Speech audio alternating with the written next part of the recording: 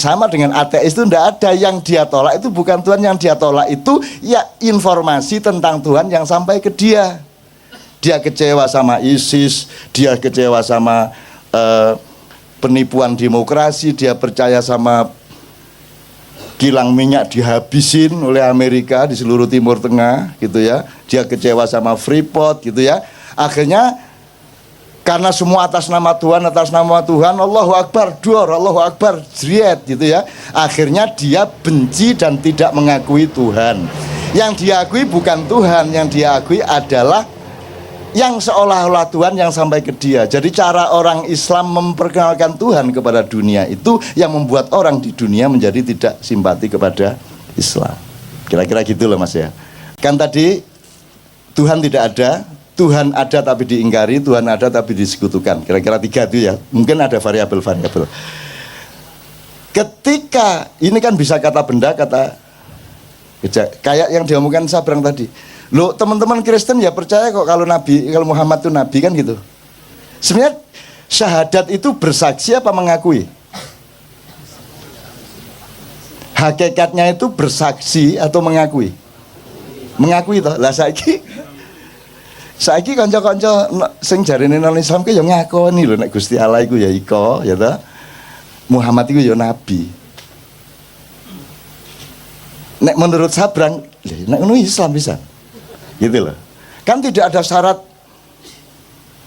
Muhammadur Rasulullah wa Isa Rasulullah wa mulega atek ngono. Zulkifli, Zulkarnain gak ruwet sadate dawa ngono kok.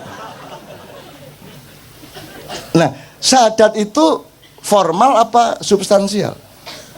Substansial. Kalau substansial kan tidak tergantung kamu mengucapkan apa tidak. Sebab kalau harus mengucapkan ini tidak berlaku untuk orang bisu. Mangkel wong bisu.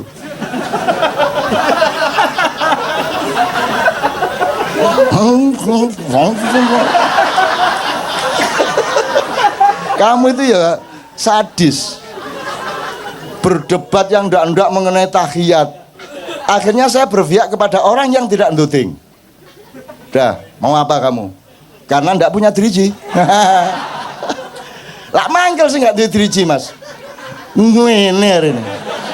Sing kene berdebat ngene, tang ngene. Wah. Kamu itu kalau berdebat itu mbok yang mikir-mikir kiri kanan. Ada jadilan makan beling, makan padi dimarahin, dibedahkan. Enggak ngasih makan nasi. Mbok daripada kamu bedahkan bawa nasi bungkus. Anane kula mangan beling niki mboten iso tuku sego, Pak. Timbangane sampean bedahno mbok sampean mriki nggawa sego ngono lho dul.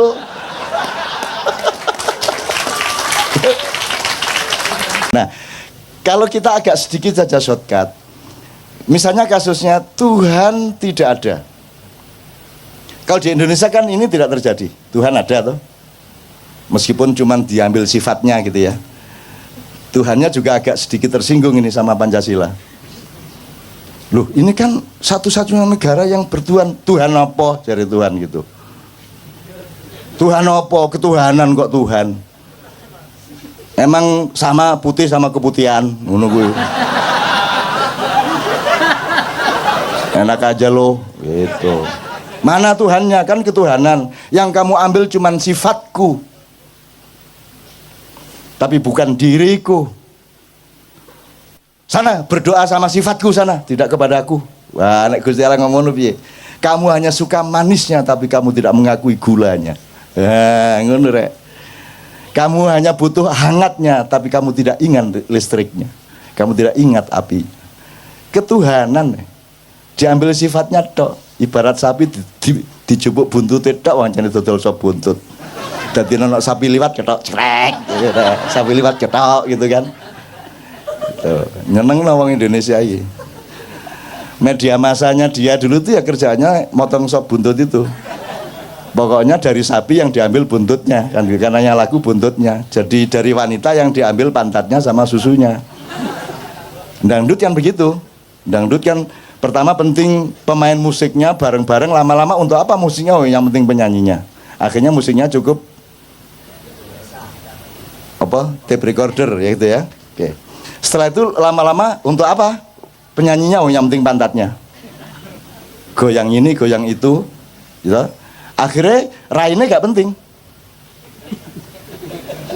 Jadi suatu hari petunjukan Branduki mek ono bokong tok kayak bokong. Ada bunyi musik terus bokong muter.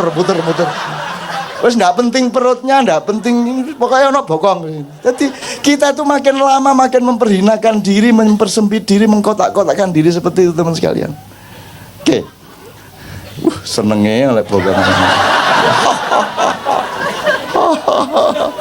Lah ya daripada repot-repot tuh nggak penting kok wajahnya Inul, nggak penting toh.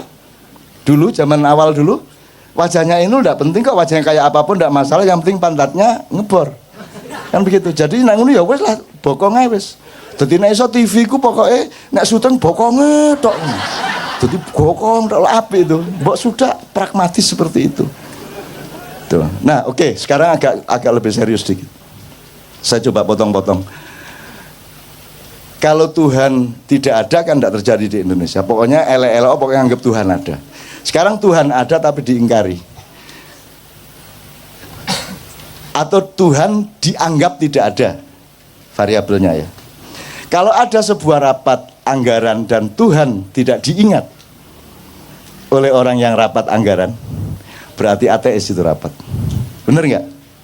Kalau ada presiden mengambil keputusan dan selama dia memproses kemudian mengambil keputusan itu dia tidak melibatkan Tuhan sebagai pertimbangannya, berarti ateis dia.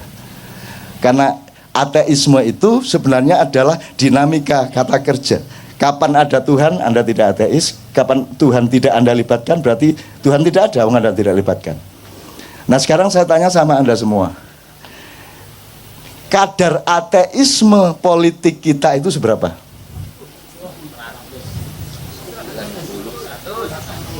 Ah, kira-kira ngono ya Mas ya. Jadi maksud saya kamu dengan judul ini besok ke Bandung pulang, ke Tangerang pulang, ngelihat dengan mata pandang ini. Oh, Tuhan tidak diajak runding, Tuhan tidak dijadikan pertimbangan, berarti ateis. Kan enggak terus jadi orang Islam tuh syahadat sekali terus muslim, ya enggak dong. Gendeng ta? Enggak lah. Tuhan menunggu kesetiaan, karena konsistensi tadi itu. Apapun yang terjadi, Tuhan adalah faktor utama hidup saya. Subjek utama. Makanya sholat itu untuk latihan. Jadi kalau Anda di pasar, di warung, di kantor, Allah di sampingmu, maka engkau menyebut ilaihi, ya, dia. Tapi kalau Anda sholat, Allah di depanmu, maka Anda menyebut Iyaka na'budu wa iyaka nasta'in, karena Allah di depan kita berhadapan. Nanti ada peristiwa rohania di mana Allah bersemayam di dalam kesadaranmu. Ini kalau diteruskan menjadi thariqat la ilaha illallah, la ilaha illa anta, la ilaha illa ana. Nah, ini bahaya ini, jangan diumum-umumkan. Dadang seneng ini. La ilaha illa ana, la ilaha illa ana, la ilaha illa ana. Jadi Allah sebagai dalam tanda petik pihak ketiga, pihak kedua dan pihak pertama. Itu untuk latihan supaya ketika kamu ngurusin kehidupan di pasar, di kantor, di tempat pekerjaanmu, Allah tetap menjadi faktor utama meskipun dia tidak di depanmu, paling tidak dia di sampingmu. Kalau dia tidak di sampingmu, dia ada di dalam dirimu. Makanya konsep manunggaling kawula lan Gusti di Jawa itu bukan raja bersatu dengan Tuhan, tetapi di dalam kesadaran si raja itu Allah sama hambanya Allah itu menjadi satu. Maka dia tidak berani khianat kepada Allah karena akan mencelakakan rakyatnya, dan tidak berani dia menyakiti rakyatnya karena akan diadab oleh Allahnya. Kan begitu namanya mangununggaling kawulan Gusti. Susahnya Raja Jawa 500 tahun tidak ngerti ini. Karena aslinya mereka bukan Raja Jawa. Nah, tapi kok kapan-kapan. Ini Jogja sedang konflik keratonnya dan seterusnya. Tapi tidak usah lah. Ini masalah kecil lah, masalah kecil.